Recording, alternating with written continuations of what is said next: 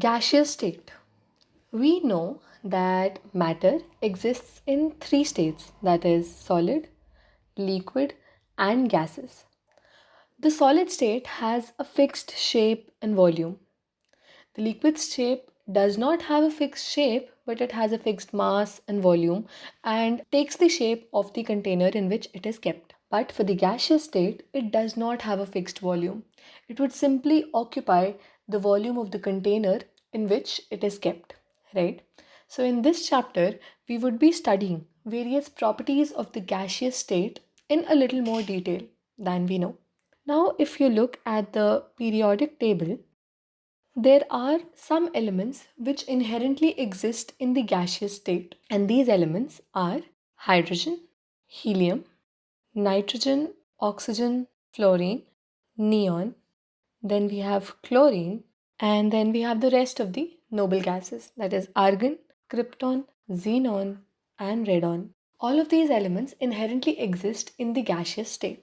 Now let's study a few characteristics that the gaseous state possesses. Every gas has some parameters. The first one being the mass. Mass is the parameter which is a measure of the amount of matter contained in a given body. And for our analysis, it is represented in the form of N, that is the number of moles of a substance. So the number of moles of a substance is given by its mass, let's call it small m, divided by its molar mass.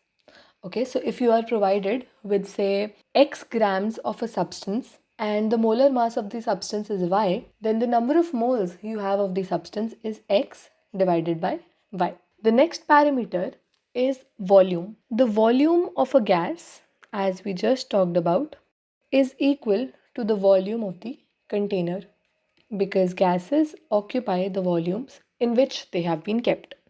Now, there are some unit conversions in volume which would be very useful during your problem solvings.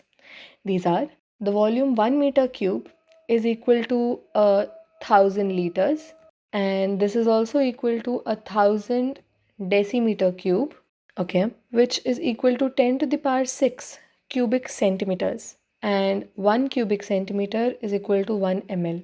These unit conversions would come a lot in handy while you solve the questions. Next, we have temperature. Now, temperature is the measure of the degree of hotness of a substance. The degree of hotness implies that how much heat has the substance taken. That can be measured in terms of the temperature. The temperature also has some units, which are the first one is Kelvin, the second one is Fahrenheit, and the third one is Celsius. And there are a few conversions between them. The temperature in degree Celsius plus 273.15. This gives us the temperature in Kelvin. And the temperature in degree Fahrenheit can be written as 9 by 5 times the temperature in degree Celsius plus 32. Okay. So these are a few conversions which are also important to remember. Next comes our parameter of pressure. Now, pressure is something which can be defined as the force exerted by the gas molecules, okay, on the walls of the container per unit area. So if we try to write it a little mathematically, it would come out to be that pressure is equal to force divided by area, and the unit of area is meter square. So this comes out to be Pascal. Okay, this is another unit which has been defined for measuring pressure.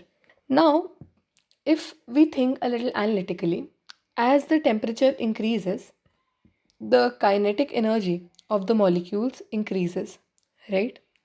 And so the pressure would also increase because now the molecules would move faster and collide with the walls of the container with even more vigor, right? And so we can say that the temperature is directly proportional to the pressure. The pressure also has some interconversions, which are that 760 millimeters of mercury is equal to 76 centimeters of mercury, and this is equal to 1 atm, okay, 1 atmosphere, which we call to be the atmospheric pressure. And when converted in Newton per meter square, this can be written as 1.01325 into 10 to the power 5 Newton per meter square, or let's just write it as pascals. Okay. And this can also be written as 1.01325 bar. That is another unit. So all these units would come in handy when you solve the questions. Now, talking more about pressure. Pressure is measured by two kinds of instruments. One is the barometer and the other is the manometer. Using the barometer, we measure the atmospheric pressure. Okay. And using the manometer, we can measure the pressure of a given sample of gas. So let's understand what principle the barometer works on. Basically, the barometer, a primitive one, looks like this as shown in the figure. The atmospheric pressure acts on this part. Generally, we have mercury in here, okay, but other substances may also be used. But mercury is the most efficient one to be used in a barometer.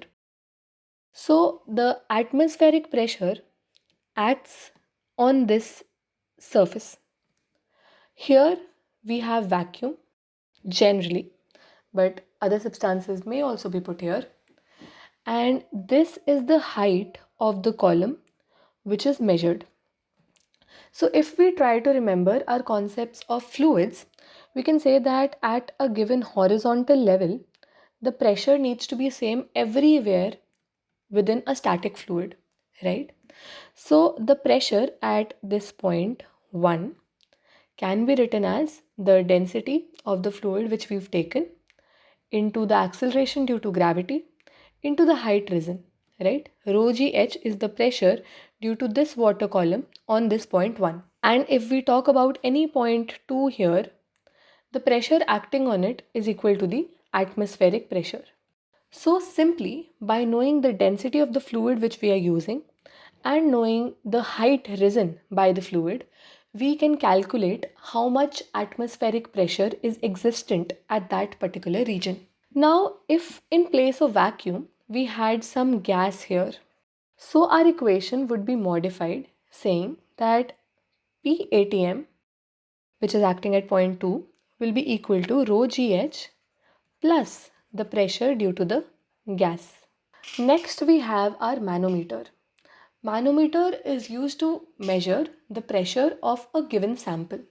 So the manometer apparatus is such that we have a glass bulb carrying the gas, and here we have a stopcock. Okay. Then in this light blue color which you can see is a liquid, which may be any liquid, generally taken as mercury. And if you see that the difference in the liquid column in both the arms of the U tube is H. So applying the same logics of pressure as we did for a barometer, we can say that the pressure acting at this point is the atmospheric pressure, right? And at the same point in a liquid, the pressure needs to be the same. The pressure acting at this point is the pressure due to the gas when the stopcock is opened. Okay. When the stopcock is opened, the pressure due to the gas acts on this interface. So we can very easily say that P gas will be equal to PATM plus the pressure due to this liquid column, which is the difference, that is rho GH. So this becomes our equation. For this, we know the atmospheric pressure and we measure the height of the liquid column. After we do that, we know the density and the acceleration due to gravity as well. So the pressure due to the gas can simply be written as PATM plus rho GH and therefore can be found out.